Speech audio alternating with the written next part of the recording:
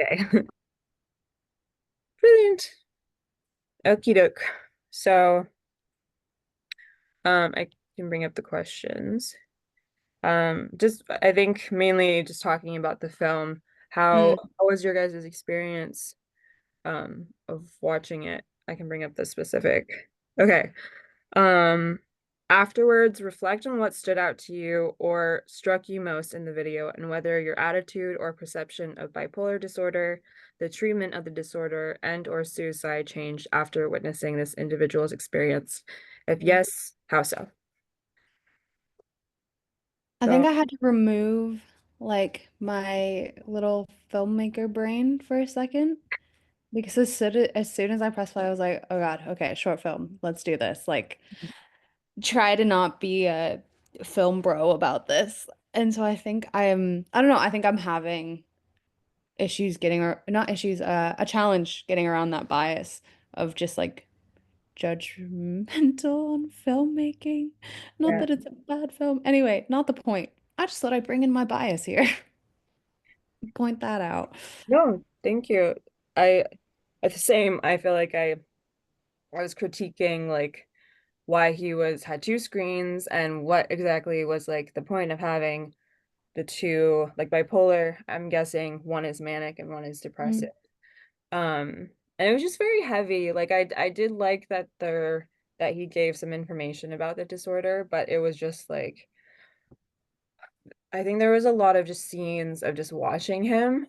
It just didn't feel um like it just didn't do much for me personally. Mhm. And but I also I personally know a lot about this disorder, so if like this is someone's first introduction to um how bipolar disorder can feel, then like this is a very real, like honest, I think experience of what bipolar. Okay, I don't have it, so I you're definitely living it through him. And I felt very overwhelmed and and heavy afterwards. So I think it was a successful film if that was his goal. Mm. Mm. Yeah, I feel like for me, I it was eye-opening in regards to like the intensity of bipolar Hmm. um because I don't have that lived experience and don't have anyone in like my immediate circle that has that lived experience. And while I also wasn't a huge fan of like the film and it felt, just kind of like old, um it was eye-opening for me just kind of like reading more about like or listening to like what his manic episodes look like and what his depressive episodes looked like and how like sometimes there were like peaks in his creativity and his writing, but then like there were times where it was like super hard for him to get out of bed. And I almost feel like and it made me think too about how I used to have this view that like um medication is bad. And I'm Hmm. like, Yeah.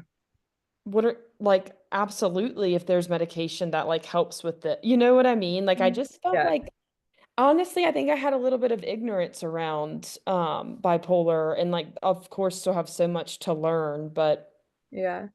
it was a good um for me, it was impactful and I felt like helped I gained another perspective. So I'm grateful for that. I I thought it think was, oh sorry, sorry. go you go, you go, you go. I thought it was really interesting just like touching on the creativity thing that he mentioned that like his creativity spiked in his depressive episodes. Yeah. Okay, I couldn't Because remember I thought that Yeah. was Yeah. really, because I feel like I've always kind of had that switched around in my head. Mm, I've associated like manic with like kind of on fire creativity yeah. instead of that. And like it felt, I don't know, I totally get what you mean of like the medication thing. Being like, oh, like we over medicate and like we are America in general. We medicate everything. And like the line around that. And also it made me kind of scared to think of like working with a client and not knowing whether they are actively taking the medication that they say that they're taking. Yeah. Because I've definitely done that. Like as a client who's had to take Yeah. medication, I've definitely just not taken it. Mhm. But I've never really thought about it from the other perspective. Mhm. I had a roommate who was bipolar, and she decided one day to just not take her meds anymore. Um, and she'd been like sober for 5 years, and was like doing really well. And it mentioned like in the readings how a lot of people kind of once they like feel good and they're like, I don't need to take this stuff anymore.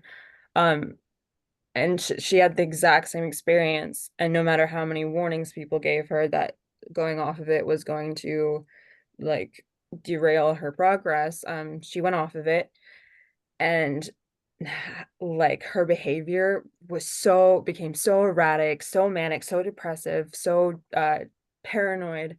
And it was really extreme to like go through. She like thought people were following her, had asked to switch rooms with me, Mm. um, and like started to give me her stuff, and like was writing stuff on the walls, and like it was so intense to live through. She poured out all of her pills actually in one of my like flower vases. And one day I was like watering the vase, and just like a an overflow of pills came out, and it was all of her bipolar medication. And I was like, if this wasn't so intense, this would be like a really beautiful moment. Like this would be a cool, like artsy moment, but this is just fucking like weird. Mm. Um, and it was like it was a lot to go through, and like I felt bad because I could tell she was going through her own like hell. Um, because she'd have these moments of feeling really happy and like wanting to watch like episodes, like movies all night long. And then she would not talk to anyone for 3 days, and we'd have to like check on her. Um, but anyways, we ended up having to kick her out, and it was hard to like watch her go through all of this. And like we kept saying like take your fucking pills. Like you Mm. can stay here if you, and it's I've never felt that strongly about like if I have a client in the future who is experiencing this, like I hate the feeling of wanting to like force medication on people, or like that being the only solution. But I think for um a severe case of bipolar disorder, like it's necessary for the safety of the client and everyone. Yeah, sorry if that was like a ramble. Wow, that was Um, wonderful. I thanks. think I really, yeah, I appreciated you sharing your experience. Oh, And you sorry. go. You go. Um, Sid, I don't know if you've experienced this too, but when I Mm. was using like in the worst parts of my uh I'm sorry, is that okay to share? Oh my God, yeah. Okay. Sorry.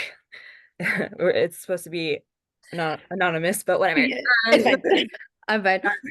so I'm in AA and NA, Narcotics Anonymous and Alcoholics Anonymous, and I've had experiences where I've like induced myself in a like uh drug induced bipolar like cycle, Mm. where like I'll get Mm. manic and then I'll get depressive and then I'll get manic and I'll get depressive. So as he was like saying and going through all these experiences, I was like, oh shit, yeah, I've had like times where I've like binged Adderall and I haven't Mm. slept for 4 days, and then like get really creative and start a bunch of projects. And so I feel like you can induce yourself in something like that if you know the right drugs, blah blah blah. Totally. No, I've definitely, yeah, deep deep resonate. Been there. And I think that that's also I remember I first went into treatment and I was like convinced that I was bipolar. And then my therapist was like, no, babe. Like there are like seven other problems here. And that's like not the thing we're gonna focus on because I think we should start at like yeah, you're using in general. But I think that's also like such an interesting thing of there is like substance involved in that and like how do you I mean, how do you discern what's actually going on with someone Yeah, until they are at a place in which they are not, yeah, I guess I want to say working with substances. Well, that's not what I'm talking about, abusing substances. But like in that state, you know, like if someone's actually sober and then like they're still experiencing this. Mm. I don't That, know. You guys know what I mean?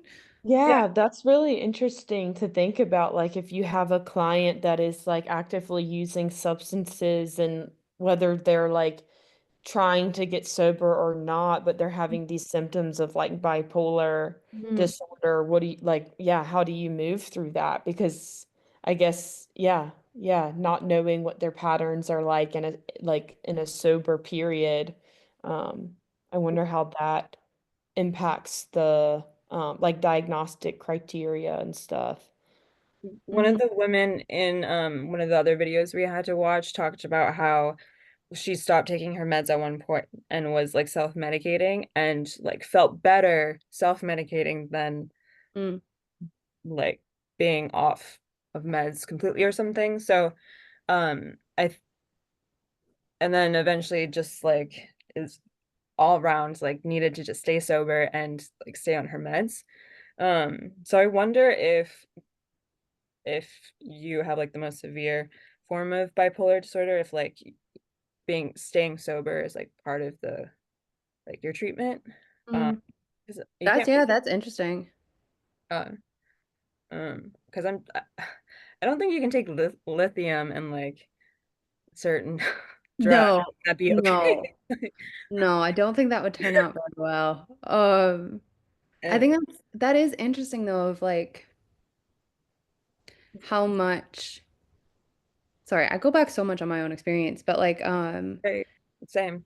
I remember like talking to my therapist and like I was leaving treatment and she was like, "Cool, if you don't stay sober, every single step that we have taken here, every like all the work that we have done here is going to take 10 steps back."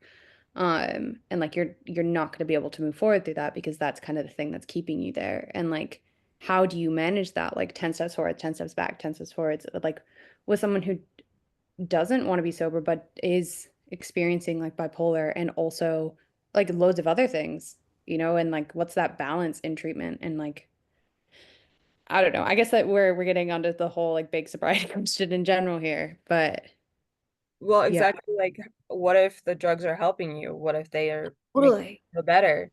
Or your experience of better. But once you talk to people, they're like, no, it makes everything way worse. You just Totally Yeah, and because that sorry.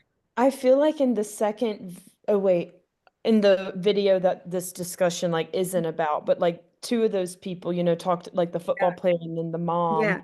yeah, talked yeah, about self-medicating, and yeah. I think like alcohol was mentioned Yeah. and maybe like weed or something, but like there were like also pictures of what looked like joints and stuff. Mhm. And I'm like, and then that brings up things around like, well, if marijuana is like helping Right. Totally. someone, and then all kind of just like all the like new research and work around supporting certain like um whether it's psychedelics, THC, different things that actually are being like clinically proven Mhm. to help.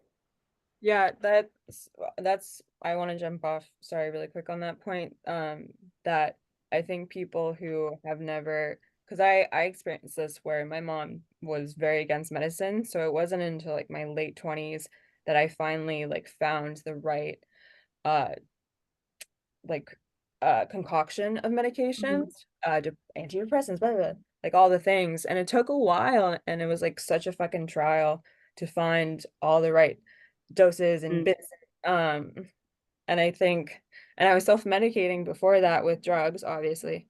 And like I couldn't function without like drinking and using um until I finally got on like the right concoction of drugs, and then my brain was balanced because I like it was I was born chemically imbalanced, and there was something I was seeking through drugs, and Mm. it was like a band-aid for a crack in a like a um dam wall. Like Yeah. it's temporarily fixing it, but probably just making it worse and not like a permanent solution. So I think whenever people are talking about getting sober, like encouraging that, but also like trying to get them on the right meds, uh, Mm, and just getting them to trust that you can feel, because I never thought I could feel this good. Not like mm, mm, ever. Uh mm, and it wasn't until I got on the right antidepressant that I was like, oh fuck, like mm. people can feel that like this, all this. And So like solidly. Like yeah, like this is- good. yeah. Yeah. And I don't have to No, poison myself or rain hell on everyone. But yeah.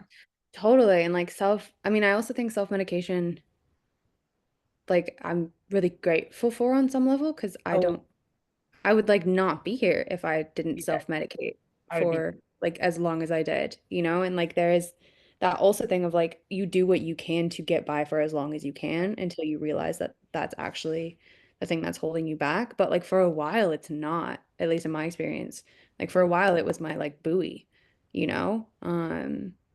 And I think like linking back to like some of the reading, I really sorry, this is maybe a totally not even a link and it's just an offshoot, but it is about the reading that we did. So, I really appreciated how they mentioned someone's agency in suicide and like not Mm-hmm. taking that away from someone and that being such a big um like thing to not focus on like the suicide contracts and like all of that. And I thought that that kind of also brought into what like the kind of main character in this film was talking about of like he felt like he did have a plan and like that gave him power, it gave him an out. Yeah. And I think sometimes people just need that power, you Mm. know, and it's not our right to take that away from them, but also ethically, like that's so messy and there's so many things. Yeah, Mhm. I guess I just wanted to hear your guys' thoughts on that. That really stuck out to me. I read that earlier today. And like, well, I don't know if it's the same thing that you're the same part of the reading you're talking about, but where I was reading about that was in like the interviewing. Um, Mm, and um, yeah, just how like that dynamic of like, oh, like therapist client, the therapist like knows what's best. And it's like mm, Yeah. that's just like I just believe at least like the type of therapist I want to be there to like support the person and like trust the person and like their journey, you know? And um yeah, yeah, I feel like my thoughts aren't fully like articulated around it, but It made sense to yeah, I me. had a lot come up with reading that and was like eh, also have a lot of thoughts that are still forming around like suicide mm, and like how I feel about that, which like feels kind of like interesting to even say aloud because like I would like never encourage that. mm, Um and also I feel like I'm starting to like I think I'm like I don't necessarily think it has to be God, it feels even crazy to say, but I'm like, I don't know that it has to be like bad, mm. but I don't Yeah. want it. But you know what I'm saying? I'm No, still No, just 100%. in like I piecing it all together, but I've done enough, like I've been in certain states while I was doing drugs where I felt like death would be a release. So I feel like I kind of understand um like the perspective of a potential client who that just the thought of it gives them like a sense of relief. Mm, Yeah, exactly, that it's an option and that they're not obligated. So I would never want them to feel like, I feel like when they're going through literally the worst like moments of their life and the period of their life, it's so important not to demonize anything they're feeling or thinking. Um, and obviously not to encourage them to do it, but mm, to um like ask more questions about like mm, why are like these thoughts a sense of relief? Like just I, and it is like such a delicate thing. Like I don't want to like encourage him, but I want to be able to go there with them mm, to help them feel safe enough that Mhm. like they can trust I can be on this journey fully in the darkest places. Like you can tell me all the things. I'm not gonna like hold you down and like make make you live, but like I want to be able to walk through all of this with you so you don't feel alone. Uh, mm, at the end of the day, like this thought isn't your only friend or your only support. Like you have someone else who you trust and like yeah. So I would and I just want to be aware of time. I know Kate, you need But yeah, to off in a bit. So did we cover like all the questions? and that was just did your thoughts on suicide change after witnessing this individual experience? If yes, how so? I I think we just like talk yeah, about the video, right? Yeah, I feel like yeah. we did. Yeah, I guess for me, what is coming up to and you reading that again said it's like have my thoughts on it Mhm. change. I think there was like a certain level of like understanding, like an Mhm. empathy I had towards the guy in the movie. I'm like, that sounds really terrible, like his experience, and um I understand I can understand why he wanted to kill himself, I guess. Mhm. And yeah, hope to like learn more about being able to like support people and getting to a place where they don't want that, but also yeah, having like understanding and empathy around those thoughts and also that those thoughts are natural too, and like destigmatizing them. And Totally. Like the whole, nope, sorry, you go, no, Ori. please talk. I The will. whole, Um, like making, not like making suicide normal, but like not, like, like actually talking to people about it and like not making it this scary thing that people bad don't thing. talk about. Yeah, because it's Yeah. not, I don't know, in my opinion, it is not inherently a bad thing. Mhm. It is Yeah, just another thing. And it's when we put moral judgment on it, exactly. that's when like we Mhm. involve guilt and it makes it like more of a spiral. And in my experience, it makes me feel more of a burden. I don't know. Uh, Yeah, because you're like, you have to live. Like, I'm not gonna help you totally. make the quality of your life any better, but you have to live because my religion tells me that it's bad if you Totally. like that's not fair to them. Like, they're not gonna make Yeah. a living so that you feel better about yourself. Like, fuck. Um, I I had a friend who was bipolar who had like a severe episode and committed suicide. And it was like such I was in high school at the time.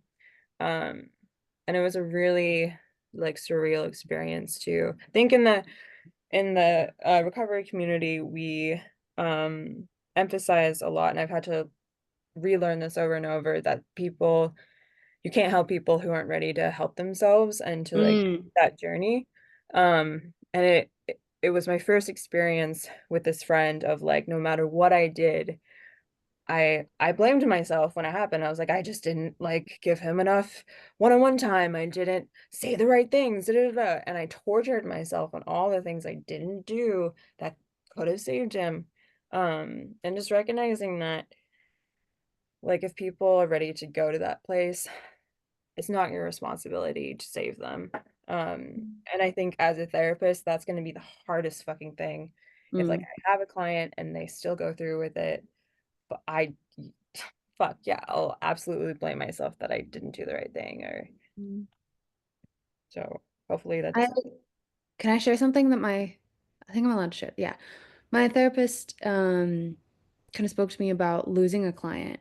She's Mm, only ever lost one, but something that's always kind of stuck with me and especially came up during this reading of like she was in contact with her client's parents after that and because she was dealing with like a lot of guilt and like a lot of oh my God, did I do something wrong? I didn't do enough, all of this. And they like thanked her for giving them like 4 more years with their son than they wouldn't have had without her. And yeah. I don't know, that's always kind of yeah, that hits me Mhm. of like I think there are so many big feelings that no one knows how to deal with that around that, but like we get to maybe help like support someone being with their family in the time that they have. Yeah. And we can't control what that is outside of that. You know, you can only, if they show up to therapy, they probably want to live theoretically, and we Yeah. can do as much as like we can. Mhm. And that is far beyond good enough. Hmm. Yeah. I think Sarah in the video was his therapist who kept trying to like call him. Mm. And I just like really empathize with him, because I've been on the other side of that, of like avoiding my psychiatrist and my doctors, Mm. because I know I'm having an episode and I don't want to talk to anyone about it, and I'm fine, but I don't want to talk to you. And then I've been the frustrated person being like, just like as like a professional, I just need to make sure you're okay, because this is my legal duty, and I'm also like, I care about you, and just answer the phone, like just say a word. Um, okay. Again, I want to be like aware of time. Um, do we feel like this is a healthy, natural conclusion to the conversation? I mean, because that's how all conversations end. Okay, thanks, guys. Thank you guys. Yeah, thank y'all. Should I just pause or stop?